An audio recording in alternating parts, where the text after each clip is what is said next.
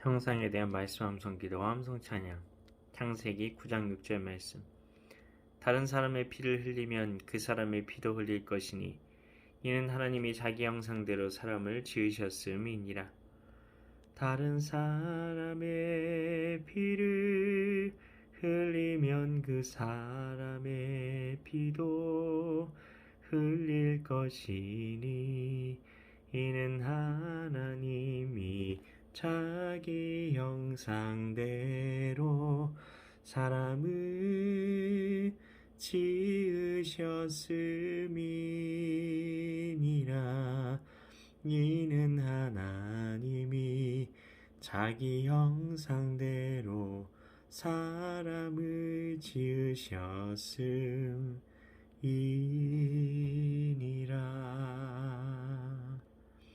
말씀 기도입니다. 하나님 아버지, 다른 사람의 피를 흘렸다고 똑같이 피를 흘리게 하는 것이 하나님의 사랑인가요?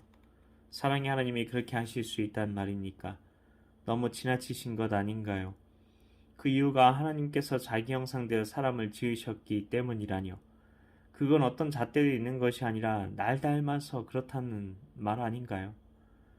다른 사람의 피를 흘리면 똑같이 갚아주는 것은 사랑이 아닙니다.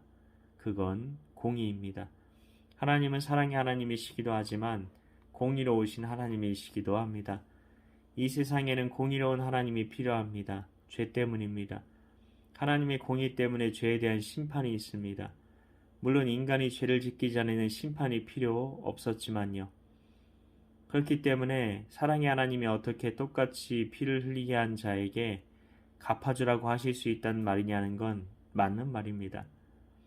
그런데 두 가지 물과 기름같이 섞일 수 없는 것처럼 보이는 사랑과 공의가 연합이 되는 놀라운 신비가 이루어진 곳이 있습니다.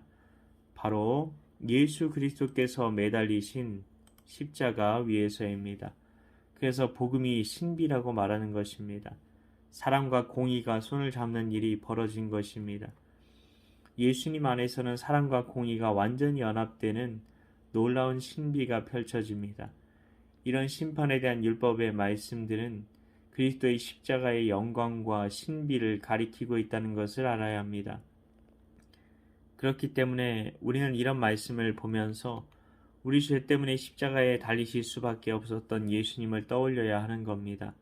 그런데 하나님의 형상 때문에 심판하신다니요. 십자가에 달리신 하나님의 완전한 형상이 누구이십니까? 하나님의 아들 예수님이십니다.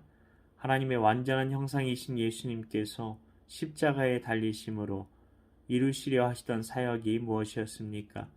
바로 우리가 하나님의 형상으로 회복되는 것이었습니다.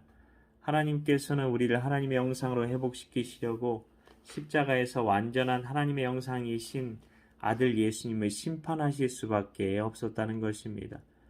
우리를 사랑하시기 위해 사랑을 버리신 그 위대한 사랑 이야기가 바로 복음의 이야기라는 것입니다.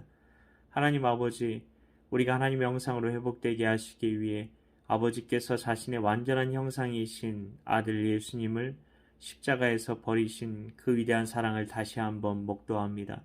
그 십자가의 영광을 본 자는 영광에서 영광에 이르게 한다는 말씀처럼 모세가 하나님의 영광을 배웠고 그 얼굴에서 하나님의 영광이 빛났던 것처럼 하나님의 형상으로 살게 되는 줄 믿습니다.